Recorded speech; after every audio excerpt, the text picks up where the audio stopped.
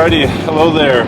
We are en route to Cedar City. It is Friday, just about 24 hours before the race, and we're filming in the car right now because it is currently raining and snowing a little bit. Tomorrow on race day, it's supposed to be sunny, which is good. However, at the start, it's going to be 27 degrees, I believe. Alright, so one of the big debates I was having coming down here was with tire size. The tire choice, the Pirelli Gravel H, that wasn't really in question. I think that's a great tire for here. Size, I was thinking originally with the bad weather, I was going to run 700 by 40 just to give me some extra clearance for mud. However, with the weather being a lot colder and drier, I think that ground might be pretty tough and hard. So I've decided to throw it back on the 45s. Breaking down the course, so they made some big changes to that as well. It is no longer 127 miles, but now 103 miles. They got rid of the, I believe they call it the Red Hills, that first little horseshoe with that kind of tough 5-minute climb. And then they got rid of the Dixie National Forest climb that they had added last season. So that means going into what has always been the hardest part of this course, which is the Bald Hills, normally coming around mile 45, is going to now come at mile 35. And I believe it's forecasted to be kind of a headwind leading up to that point. I think that's going to keep it pretty tame until then, and then it's going to be an all-out brawl inside of there. And that section is really rough. And right after that, we go into that sand pit where I took a little tumble last year, so fingers crossed I won't do that again this year. And then following that, we go into single track. So that is by far, I think, going to be the most important point of the race. And having those 700 by 45 tires, I think, is definitely going to be an advantage over there, over 40C, with how rough it is, and then the single track trail. Goals for this race, with the increased level of competition that the Tripel Crown is bringing, I think I'll be pretty happy if I can crack the top 10 with a stretch goal of getting that podium wide angle anyways with the top 5. Yeah, I think those would be kind of my 2 set goals. Anything less than top 10 I'll be a little bit bummed about. But yeah, this is kind of my home race. I've done this 3 times now. Been 9th, and 4th last year. So I'm going to try and keep that top 10 streak alive.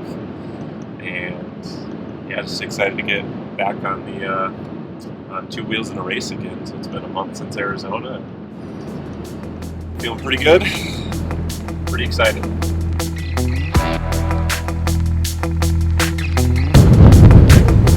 It's chilly.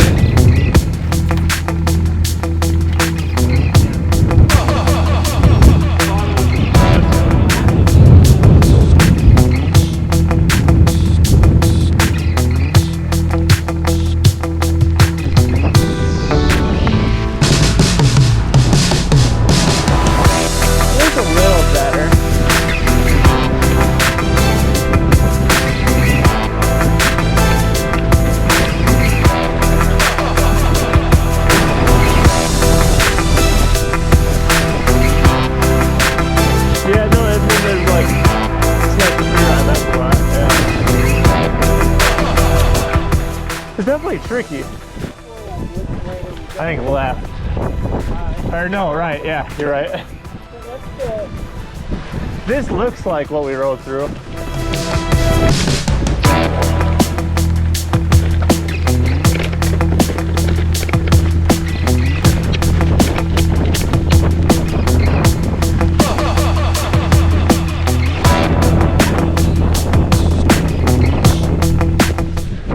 Definitely a little more technical than I was expecting, like after what they said, but yeah, I think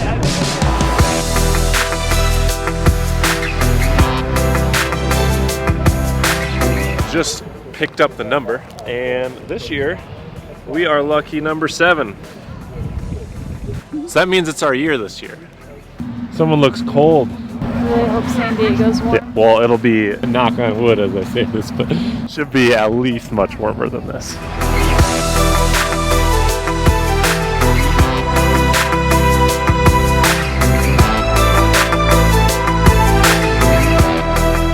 Alright, so we're back at the Airbnb, and after some thinking, with how dry the course is, there's really no need to have the mountain bike pedals for tomorrow. So I'm going to swap back to my speed plays for the road pedals.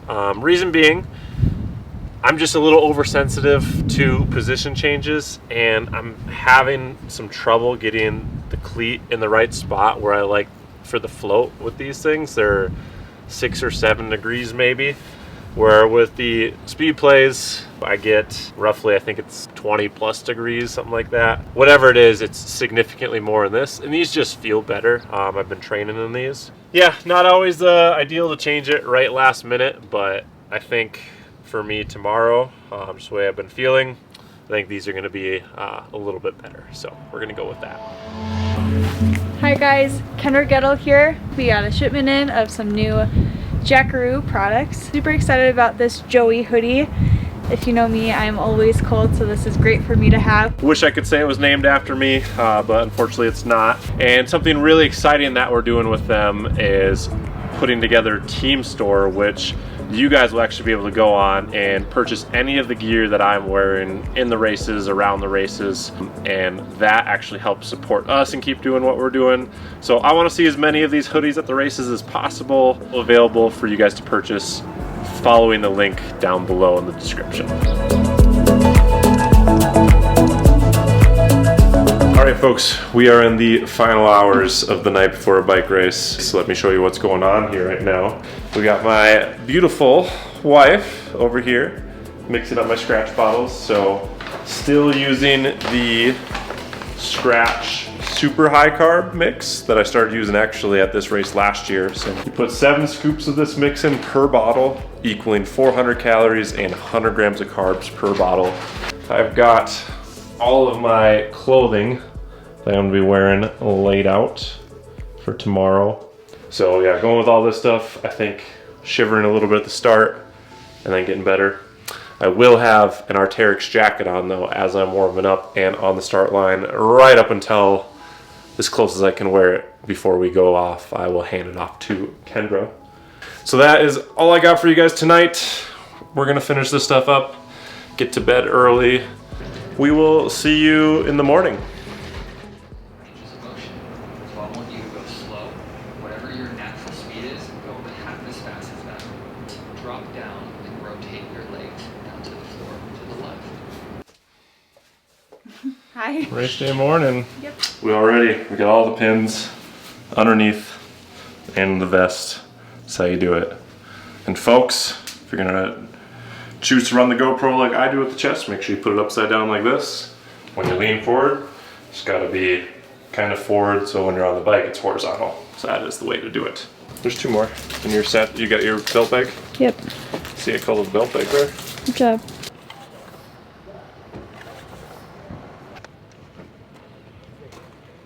One more kiss.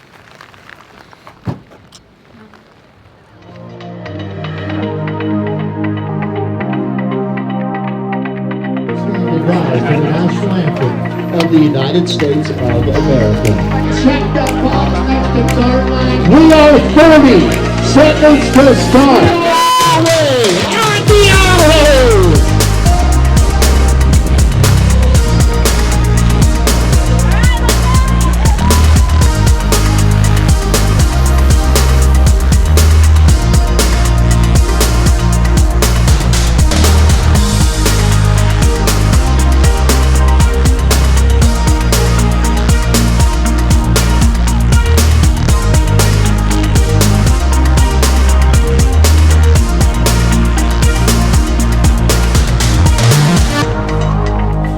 Diving right in and being totally honest, I'm feeling a bit intimidated at the start of this race. As I said before, my goal going into this race is definitely getting to the top 10, but after hearing all of the names on the start line, I am beginning to feel like that's going to be a pretty tall task. Adding to this, I'm also experiencing some shifting issues right here with my highest gears kind of skipping on me. I moved the derailleur a few clicks to the right, and that seems to take care of all but just that 9-tooth. So fingers crossed that it's not going to be too much of an issue throughout this race.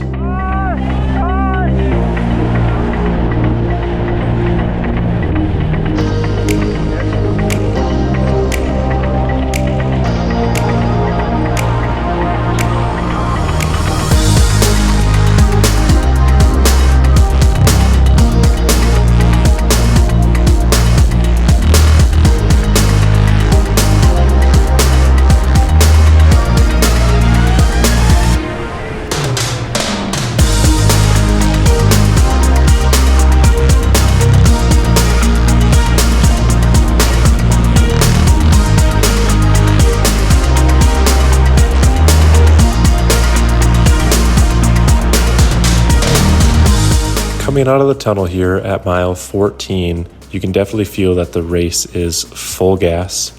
Normally this spot isn't super important, but with that left turn, we are now in a cross tailwind. Luckily, I had done my homework and knew this was going to be the case, so I made sure to be a lot further up front. Therefore, I am in this front group. As you can see from this shot here, we're down to maybe 25 guys with this tailwind just kind of ripping things apart. There's a few guys kind of attacking and putting in some efforts, but I'm still just kind of biding my time because we're going to make another left turn heading straight into that headwind. And that's, really a disadvantaged place to be in the lead. A group can just work so much better than one or two riders off the front. So I'm just kind of doing my best to save as much energy as possible as I'm really trying to save the legs for that turn at mile 35, where I do think the race is really going to be split apart.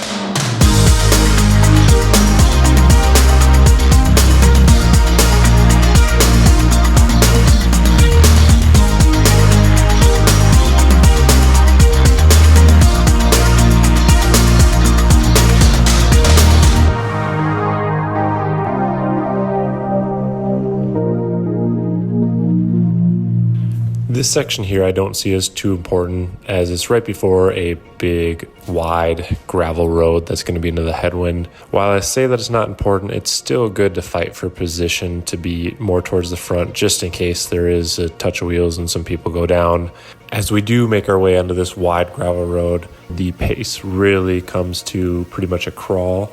Group after group catches back on, and now we are actually a pretty massive peloton rolling down this road of maybe 85 guys. This is really increasing the tension, and you can feel it. Again, the level is a lot higher this year competition wise, and without that first climb to take the sting out of the legs, a lot of people still have quite a bit of power here. So it's much more about the battle for position on this off-road sector here than it is about fitness. While fitness will determine kind of who can make that front group in that next section, if you aren't there, that road is so rough, there's going to be some people that get hung up that you'll get gapped off and you'll have to spend a ton of energy to make up spots. So as we approach that turn at mile 35, the tension just keeps building. I'm for sure not where I want to be when we're roughly a mile and a half out here, but there is actually a crash that happens to my left, which opens up the door for me to move on the left side. And then with this final little roller right here, going to left turn, I'm able to move up quite a few spots and get into a pretty good position leading into this section here. Yeah, I'm ballin', been ballin'. Yeah, I'm ballin', been ballin'. I'm winning, get buckets from the court side to the nosebleeds, yeah, they love it. I'm winning, get buckets on the first in and the last out, see me coming.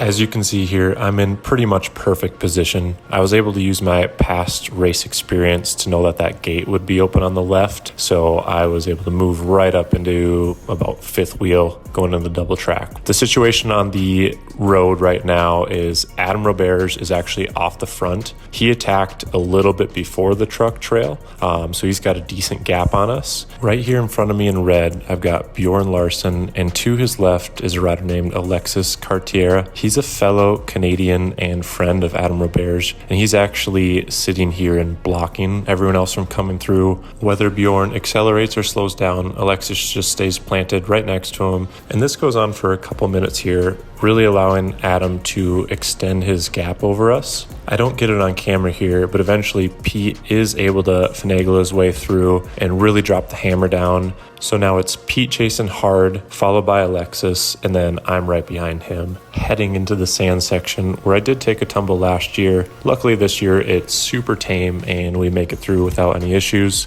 A little bit further up here, we take a left and start climbing out of the truck trail, and this is where I'm for sure starting to feel the effort. From the beginning of the truck trail to the climb that we are currently on now, it's been about 27 minutes, and I've got a normalized power of 368 watts. We are now a group of 9 riders with Admiral Bear still off the front. The fatigue I'm feeling in the legs does lead me to be a little bit complacent here as we're approaching the single track at mile 45.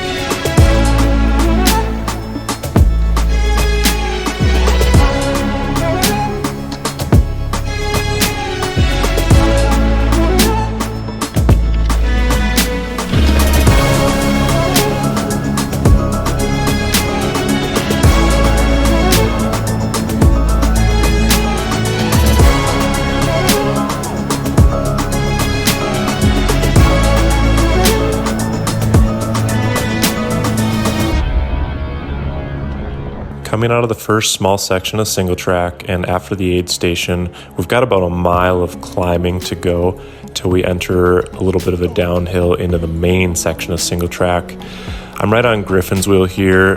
Both him and I are definitely suffering a bit as we fail to stay up with these lead riders here. Having pre-ridden the course, I know it's going to take some energy to get through that single track, and I'm hoping I can use my big tires and pre-ride knowledge to make up some ground and get closer to that lead group inside of this single track. Did you pre-ride this?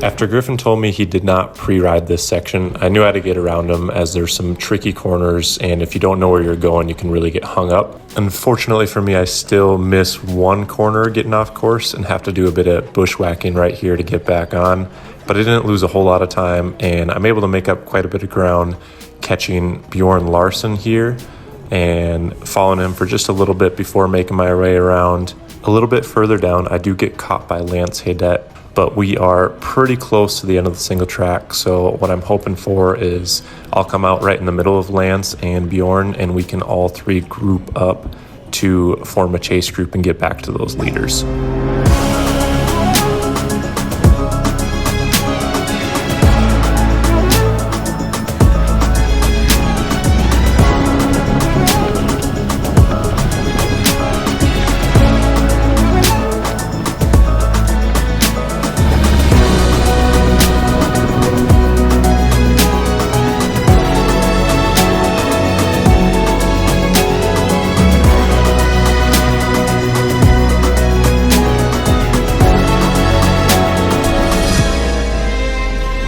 And with that, I've made it out of the single track, and I'm currently sitting in 11th place with Bjorn not too far behind me and Lance not too far ahead. I was actually starting to get pretty warm in the single track, so I decided to take my vest off. This takes me a little extra time because I had it pinned up above the GoPro, but I believe it'll be worth it to stay cooler and be a little bit more aero for the rest of the race. As soon as I finish unpinning it, Bjorn does catch me, and I quickly latch onto him. And we chase, and it doesn't take us long to catch Lance. At first, Lance sits on a little bit. He had apparently had 2 flat tires earlier and had to chase back on, so he's hurting quite a bit here. So Bjorn and I just keep doing the pulling, but eventually Lance starts helping us, and we make our way back to the lead group. I had to change my GoPro battery as it died right before we caught them, but coming into the lead group, you can definitely tell there is a big lack of cohesion. I asked Pete what's going on, and he told me that Andrew Lespi, one of the Maxis riders, is off the front, and his teammate and a couple of the other Canadians are sitting on the back and not helping them pull through. But with the knowledge that some of those Canadians sitting on the back had put in some attacks earlier that probably took a lot of effort, and having enough of us other guys in the group that are willing to pull through, it definitely makes sense to put in some work here and distance whoever's behind us.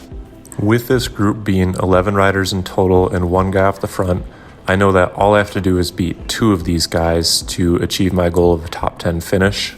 So with that in mind, I continue to help pull through, but still keeping a lid on my effort just in case some of the guys sitting on the back try and make a move, that I have enough in the legs to snap on and go with them.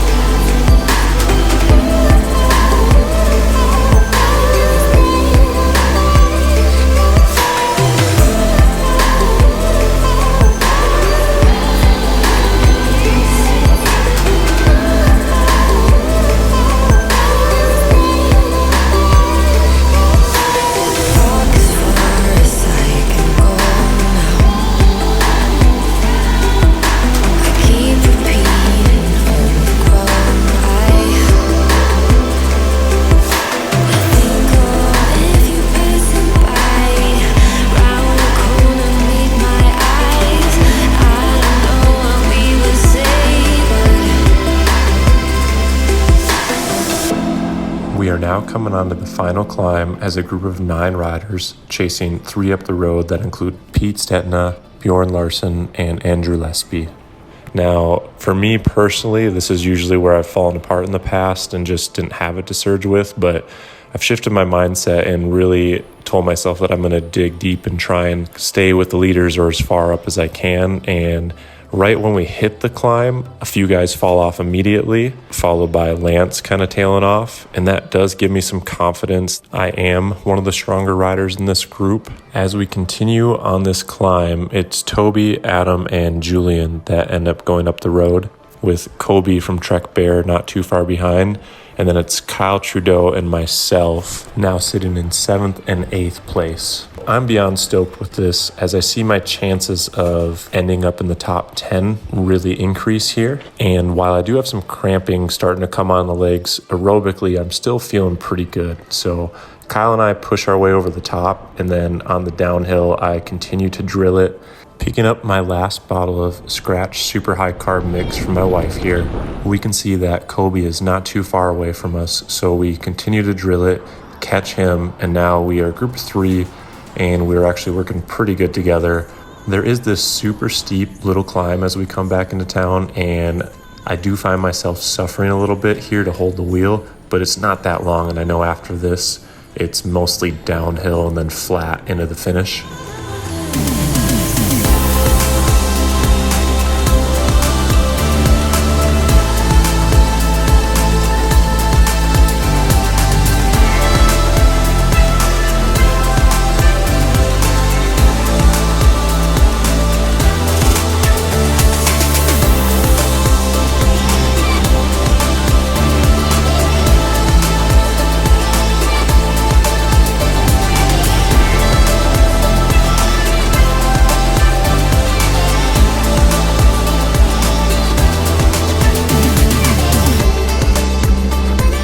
Right here on this little climb, I actually lose touch with Kobe and Kyle. I am suffering greatly here at the end of this race. I for sure have those voices in my head right now that just say you're not good enough and you're not going to make it with these guys. And taking a look back, I can actually see 10th and 11th place are closing in on me. So I really have to give myself that reminder that I've committed to dig deep and really fight for this result on this race. And I am able to put my head down and close the gap back to Kyle and Kobe. At this point, we're nearly 100 miles into this race, and we are fighting a grueling head crosswind, working as hard as we can together. But looking back again, we are not putting any distance into the two riders behind us. So in my mind, I'm kind of freaking out that now there's a chance that they're going to catch us, and we'll be a group sprinting in for 7th through 11th, meaning there's a chance that I'm going to miss my goal and get 11th place. But one more time, I remind myself that I'm here to fight and not settle. So looking ahead, we're actually catching another rider, and this is Bjorn. And just about a mile and a half from the finish, we kind of all come together into one group, 6th through 11th place. Having done this race before, I've actually pre-thought out where I would launch my sprint if I was coming in from a group. So I decided that I'm going to go for it and try and win the sprint out of this group.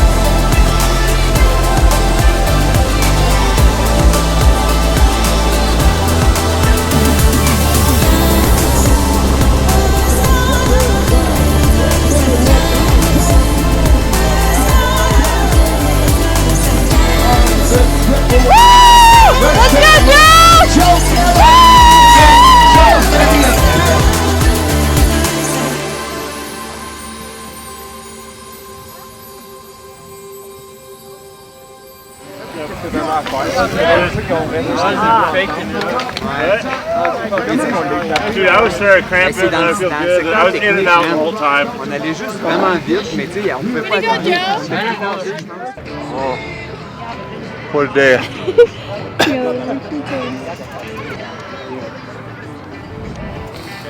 I want a sprint. Yeah. A sprinter. We worked Yeah, got the 3 sprint bottles. I know I wanted top 10, so I wanted to hold those guys off. So We got up to Lance, we caught up to Lance, yeah. oh, did he? Who were you with? Like, Primary was just Zach and I. oh, Zach Colt? Yeah. Oh, okay. Yeah. Here she is, your BWR champion, Sophia Gomez Vichaconde!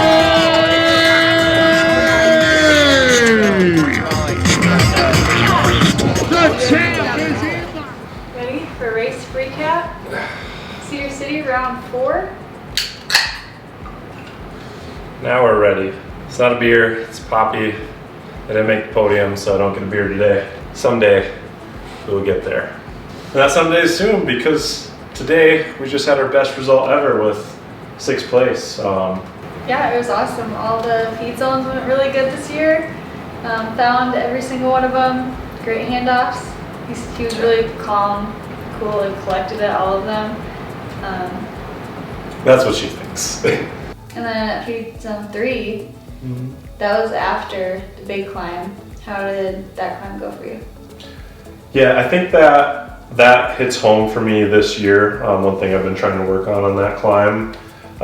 Each year I'm like, okay, I'm, like about top 10, like this is going to be a great result. And I get kind of complacent and stop believing in myself that I belong with those guys. But on that climb, and throughout this whole race, I just kept telling myself to keep believing that I belong there. It all came down to, on the bike path, I shifted my mindset and I was like, you know what? I'm not gonna just get complacent here. I'm gonna go for this. I know the plan and I'm gonna execute it. So what I did is hop off that bike path early and shoot up the front, take that right turn on the bridge, put in a little bit more dig, and then it's another right turn, and then basically it was home to the finish. I looked back and I had a couple bike links on everyone and was able to roll in for 6. So I wanted to see where he started, like further back so bad, but for camera purposes, I decided not to, that he probably would have wanted me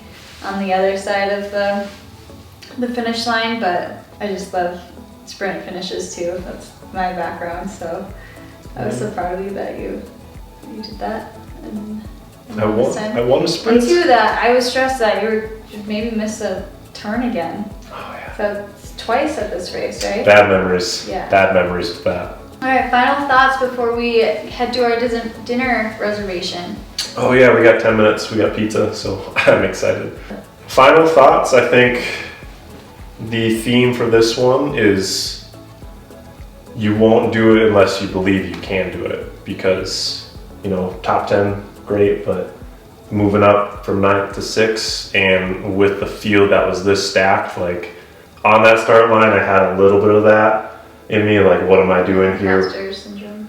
Yeah, like, what am I doing with all these huge names, like super stacked field, like, you know, am I even going to be able to get, you know, 20th place today? Was kind of going through my head, but as the race played out, I just kept shifting my mindset to believing that it was possible, and it came to fruition. So that's what I'm gonna send you off with, folks, is believe in yourself. Cue the don't stop believing. Yep. I'm ready. Yeah. Still debating the headstock. I think I'm gonna take it off. I just feel toasty with it. Set action.